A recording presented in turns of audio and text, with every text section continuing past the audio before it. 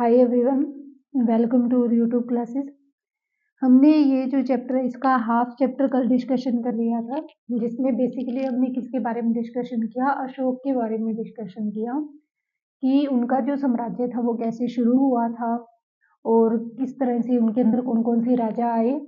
और एक विदेशी यात्री है मैक्सनिज, उसने अपनी पुस्तक के अंदर क्या चीजें लिखी हैं, किस प्रकार से उसने मौर्य साम्राज्य का वर्णन किया। और मौर्य साम्राज्य के एक प्रमुख शहर है पाटलिपुत्र, जिसका उन्होंने वर्णन किया था।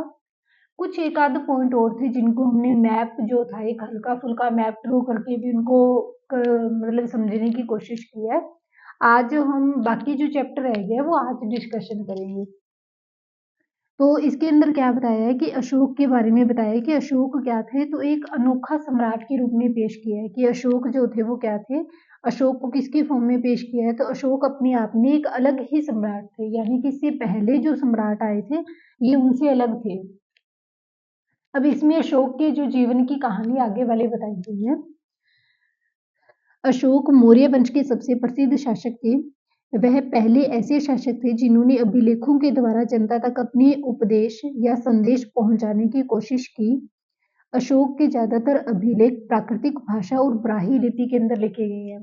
कौन सी भाषा है? प्राकृतिक भाषा और ब्राह्मी लिपि। ये जो पॉइंट है ये इंपॉर्टेंट है कि अशोक एक तो प्रमुख शासक था, एक प्रसिद्ध शासक है, और अशोक ऐसा पहला शासक था जिसने क्या किया था कि जो भी अपने उपदेश थे उनको आम जनता तक पहुंचाने का काम किया।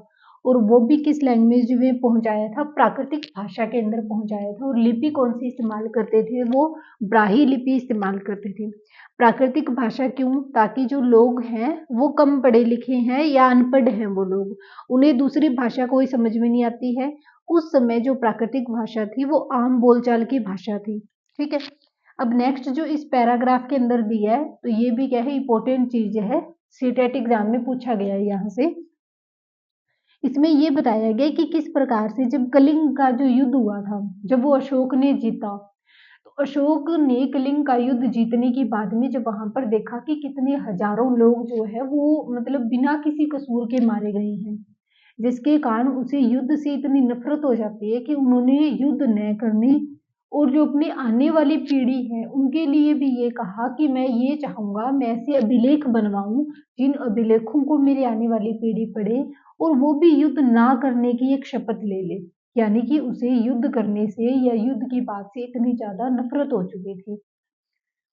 क्या है कि अपने एक अभिलेख में अशोक ने ये बात बताई, राजा बनने के 8 साल बाद मैंने कलिंग की विजय की। यानी कि जब अशोक 8 वर्ष के थे उस समय उन्होंने कलिंग पर विजय कर ली थी।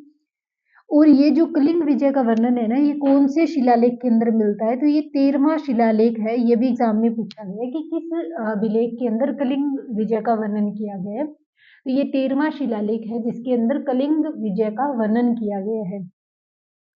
लगभग 1.5 लाख लोग बंदी बना लिए गए थे, 1 लाख से भी ज्यादा लोग मारे गए थे।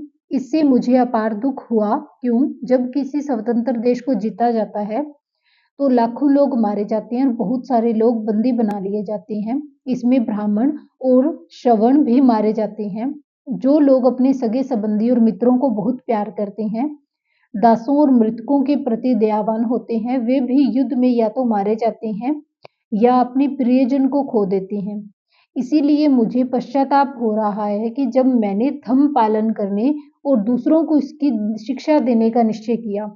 यानी कि बाद में ये भी ध्यान में रखना, जब अशोक ने क्या है ये सोचा था कि अब मैं क्या नहीं करूंगा, युद्ध नहीं करूंगा, अपने जो भी उसका समय है, सिर्फ कितने वर्ष का था उस समय? वो 8 वर्ष का था।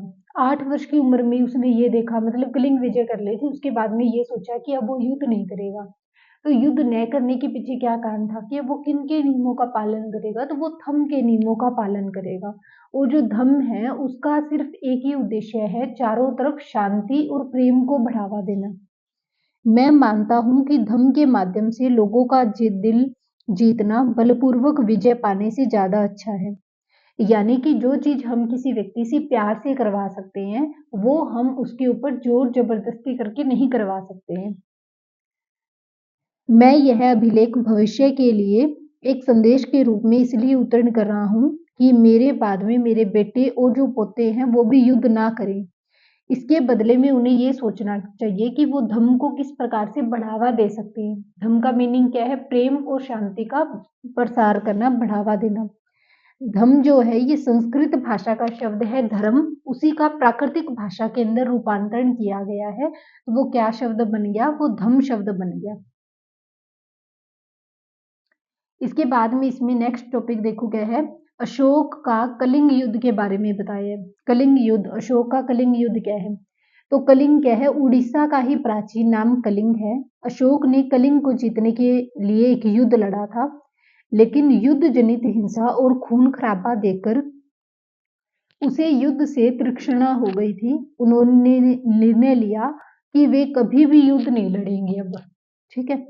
अशोक का धम्म जो है ये क्या कहता है, यानी कि किस चीज के बारे में इसमें बताया गया है? अशोक के धम्म में किसी भी देवता की पूजा, ये इंपॉर्टेंट है, ये भी इंपॉर्टेंट है। अशोक के धम्म में किसी भी देवता की पूजा नहीं की जाती है, किसी भी कर्मकांड की आवश्यकता नहीं है। उन्हें लगता है कि जैसे पिता अपने बच्चों को अच्छे व्यवहार की शिक्षा देता है, वैसे ही यह भी उनका कर्तव्य है कि अपनी प्रजा को निर्देश दें। वे बुद्ध के उपदेशों से भी प्रेरित थे। ठीक है। ऐसे कई, यानी कि कौन से धर्म से वो प्रेरित हो गए थे? तो वो बुद्ध के उपदेश जो थे, ठीक है, बौद्ध धर्म जो थे, उससे काफी वो प्रभावित हो गए थे।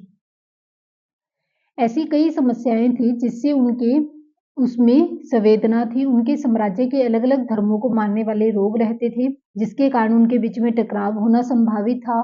जानवरों की बलि भी दी जाती थी। दास और नौकरों के साथ में क्रूर व्यवहार किया जाता था। इसके अलावा परिवार में और पड़ोसियों के बीच लगातार झगड़े हो रहे थे। अशोक ने यह महसूस किया कि इन समस्याओं का निदान करना उनका कर्तव्य है। क्यों? क्योंकि वो राजा है और राजा का जो कार्य क्या है? जनता की सेवा करना, कर्तव्य है ये उनका। इसीलिए उन्होंने धम्म महारथ नाम के एक अधिकारी, कौन से अधिकारी की नियुक्ति की थी? तो धम्म महारथ नाम के अधिकारी की नियुक्ति की थी, जो कि धम्म की शिक्षा का फैलाव करने के लिए क्या करते थे? स्थान स्थान पर जाकर, यानी कि हर एक स्थान पर जाकर उनकी शिक्षा दिया करते थे वो उनको। इसके अतिरिक्त अशोक ने अपने संदेश कई स्थानों पर शिलाओं और स्तंभों पर खुदवा दिए थे, ताकि जो भी पढ़ा लिखा है वो इनको पढ़े और इनके बारे में जाने। अधिकारियों को यह निर्देश दिया गया कि वे राजा के संदेश को उन लोगों को पढ़कर सुनाए जो खुद नहीं पढ़ सकते हैं। अधिकारियों को कहा जो खुद पढ़ लेगा वो तो ये जो स्तंभ के ऊपर लिखा हुआ है वो खुद पढ़ लेगा, लेकिन कुछ व्यक्ति ऐसे भी है जो खुद नहीं पढ़ सकते हैं, तो उनके लिए जो धम्म महारथ नाम के अधिकारी की नियुक्ति की गई थी, तो वो उनको वो पढ़कर सुनाया करते थे। उस अधिकारी का काम यही था सिर्फ। ठीक है। और क्या है, सीरिया, मिस्र, ग्रीस और श्रीलंका के अंदर भी उन्होंने अपने दूत भेजे, ताकि वहां पर भी जाओ, आप इस धम्म का जो कॉन्सेप्ट है, इसको, इस अवधारणा को और भी ज्यादा बढ़ावा दो। उन्होंने सड़कें बनवाई, और ये उन्होंने सड़कें बनवाई, कुएं खुदवाए, विश्राम घर बनवाए, और क्या है, इसके अतिरिक्त उन्होंने मनुष्य और जानवरों की जो चिकित्सा की व्यवस्था थी वो, यानी कि मनुष्य की जो चिकित्सा की व्यवस्था तो हर कोई करता है, उन्होंने क्या किया? जानवरों के लिए भी चिकित्सा की सुविधा उपलब्ध करवाई। इसके बाद में देखो, जैसे आपको ये वाली जो तस्वीर देखने को मिल रही है, तो ये उत्कृष्ट पॉलिश वाले पत्थर की मूर्ति है, जो बिहार के रामपुरम में मिले एक मौर्यकालीन स्तंभ का हिस्सा है। अभी इसे राष्ट्रपति भवन के अंदर रखा गया है, और ये मौर्यकालीन जो मूर्ति कला है ना, उसी मूर्तियों का ही एक हिस्सा है ये। अब नेक्स्ट इसके अंदर क्या बताया गया है, ये टॉपिक है कि अपनी प्रजा के लिए जो अशोक थे उन्होंने क्या संदेश दिए। इसके अंदर तो कोई जरूरी चीज नहीं है, ये सिर्फ पढ़ने वाला ही है, अगर आप पढ़ोगे तो भी पता चले। वैसे मैं आपको एक बार करवा देती हूँ क्या है ये। ठीक है।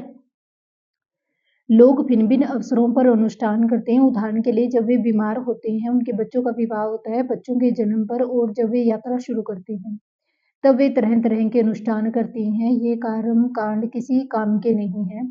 इसके बदले यदि लोग दूसरी रीतियों को माने तो वह ज्यादा फलदायी होगी। ये अन्य प्रकार की रीतियां क्या हैं? ये अपने दास और नौकर के साथ में अच्छा व्यवहार करना, बड़ों का आदर करना, सभी जीवों पर दया करना, और ब्राह्मणों और श्रवणों को दान देना है। अपने धर्म की प्रशंसा या फिर दूसरे के धर्म की निंदा करना, दोनों ही बातें गलत है। हर किसी को दूसरे के धर्म का आदर करना चाहिए। ये नहीं यानी कि आप अपने धर्म को बहुत ज़्यादा ऊँचा दिखा रहे हो और दूसरे के धर्म की निंदा कर रहे हो, तो ये अपने आप में ही एक गलत काम है। और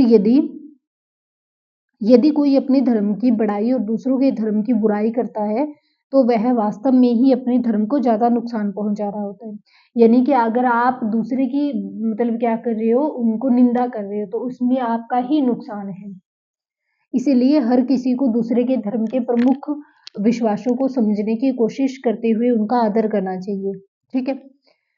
भारत के प्रधानमंत्री पंडित जवाहरलाल नेहरू ने लिखा है कि उनके धर्म देश आज भी हमसे एक ऐसी भाषा में बात करते हैं जिन्हें हम समझ सकते हैं और जिनसे हम कुछ भी सीख सकते हैं। अशोक के धर्म के विचारों को दूर तक फैलाने के लिए उन बातों को बताया जो आपके अनुसार आज भी प्रासंगिक है। अब एक ये चीज को देखना यानी कि ब्राही लिपि, आधुनिक भारत की ज्यादातर लिपियां सैकड़ों वर्षों में ब्राही लिपि से ही उत्पन्न हुई है। यहाँ आप ए को लिखा हुआ देख सकते हैं। ब्राही लिपि क्या होती है, और जो ब्राही लिपि होती है वो दाईं से बाईं ओर लिखी जाती है। ब्राही लिपि जो होती है वो कैसे लिखी जाती है, तो ब्राही जो लिपि है वो दाईं से बाईं ओर लिखी जाती है। अब इसके अंदर एक ये अन्यंत्र का पॉइंट बता रखा है, तो ये पॉइंट देखो क्या बताया इसमें। ठीक है। इसमें कहानी बताई है कि मौर्य साम्राज्य से उभरने से थोड़ा पहले लगभग 2400 वर्ष पहले चीन में सम्राट ने चीन की दीवार का निर्माण बनवाया था। कब शुरू की थी? 2400 वर्ष पहले इस सड़क का जो निर्माण था वो शुरू हुआ था। इसे बनाने का जो आदेश था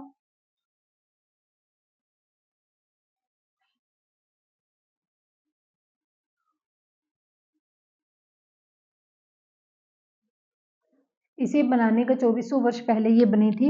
इसे बनाने का आदेश उत्तरी सीमा के पशुपालक लोगों से रक्षा करना था। लगभग कितने वर्ष तक? 2000 वर्ष तक ये काम चलता रहा था। और ये कितने किलोमीटर की थी? 64 किलोमीटर लंबी एक दीवार बनी थी। ईंट और पत्थर की दीवार बनी थी। इससे क्या है, जो उत्तरी मतलब क्या है, ऊपरी जो सतह थी वो सड़क जैसी चौड़ी थी। इस दीवार को बनाने के लिए हजारों लोगों का काम करना पड़ा था।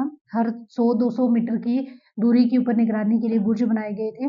पड़ोसी देशों के प्रति अशोक का रवैया क्या है? चीनी सम्राट के रवैये से हमें काफी डिफरेंट देखने को मिलते हैं। ये उपयोगी वर्ड है जो हम कर चुके हैं। एक इसके अंदर जो मेन पॉइंट है वो और देखो।